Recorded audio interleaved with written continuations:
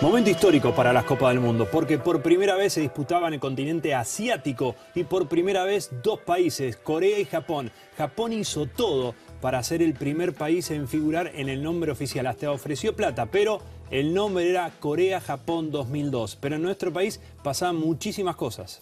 Sí, Argentina estaba inmersa en una profunda crisis económica con un presidente, Dualde, que había heredado el poder de la Rúa. Eduardo Alberto Dualde. Argentina tuvo 5 presidentes en una semana, es decir, un vacío de poder manifiesto y con mucho riesgo de ruptura institucional, sobre todo por la gravedad de la crisis económica.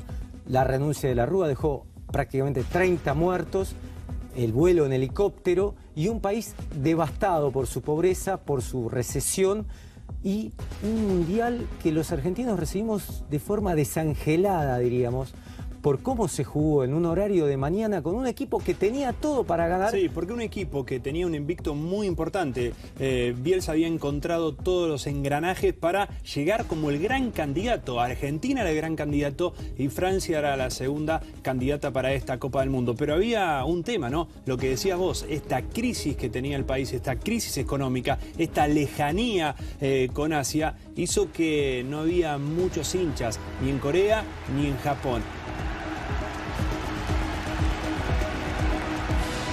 Un proceso que había empezado bien, el de Marcelo Bielsa, como heredero de Daniel Passarella en el año 98.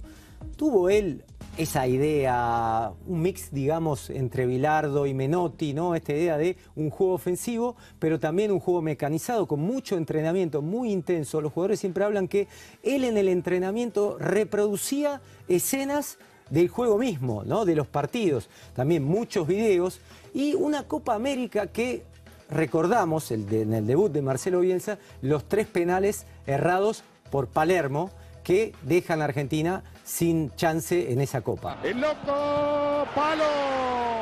¡Palermo! No. ¡Palermo! No, por Dios.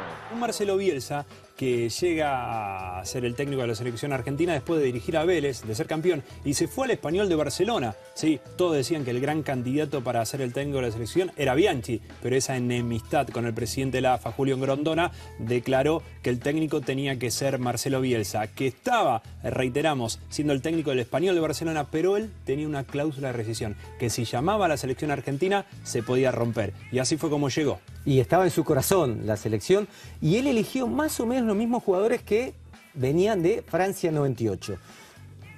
Vamos a hacer los cálculos. Verón, Sí. Simeone, Zanetti, Sí. Batistuta, Crespo, otra vez el mismo problema, ¿no? Que se va a dar la dupla, Sí, ¿no? porque acá había otro problema, que Bielsa no jugaba con 2-9, tenía que haber tan solo un 9 porque había 2 extremos que ibas por las bandas. Claro. Y después va avanzando en las eliminatorias muy bien. Ese es el gran equipo que se para en las eliminatorias de Sudamérica, que llega primero con creo que 43 puntos. Argentina no participa en la Copa del 2001, la Copa América en Colombia, Sí. porque había muchas amenazas y prefirió no participar. Sí, algo que fue muy criticado, y Colombia logra su primer título en el continente. Hablábamos de Corea-Japón, hablábamos del Mundial, y también teníamos que hablar de un Bielsa que se iba retroalimentando de los éxitos, porque ya las eliminatorias, como decías vos, eran de todos los equipos, y estaba Brasil también, ¿sí? Eran 10 selecciones, 18 partidos, y Argentina la ganaba holgadamente. Bueno, el estilo Bielsa también tenía particularidades muy diferentes a Basile y a Passarella. Acordate que Basile con el tema de las gorritas, los sponsors, en el tema Passarella que no daba entrevistas, y acá lo que va a hacer Bielsa es solamente va a hablar en conferencia de prensa. Conferencias interminables, porque él no se iba hasta que el último periodista quería hacer una pregunta, así que duraban varias horas y alguna vez tuvo, como bien decías vos, problemas y discusiones en esas conferencias con algunos periodistas. Sí, esto daba transparencia también en el trato, ¿no? Que porque antes los periodistas eran amigos de tal o cual técnico, de tal o cual jugador, podían tener ventajas. Ahora no, era un sistema abierto, democrático, pero se perdía la exclusividad. Y la prensa también todavía quedan algunos rencores de aquel Mundial 98, con algunos jugadores que no hablaban. Pero como decíamos, llega Argentina al primer partido y empieza ganando.